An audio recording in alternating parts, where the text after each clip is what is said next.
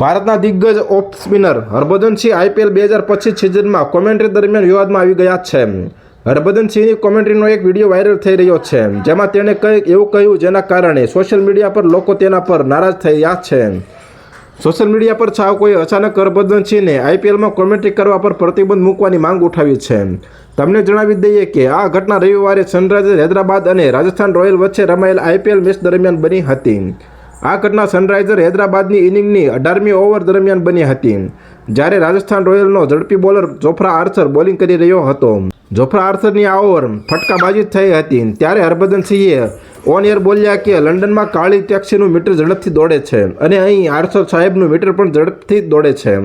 હરભજન સિંહની આ ટિપ્પણીથી social media પર ફેન્સ ગુસ્સે થયા હતા અને તેઓએ IPL 2025ની કોમેન્ટ્રી પેનલમાંથી તેના પર તાત્કાલિક પ્રતિબંધ મૂકવાની માંગ કરી છે.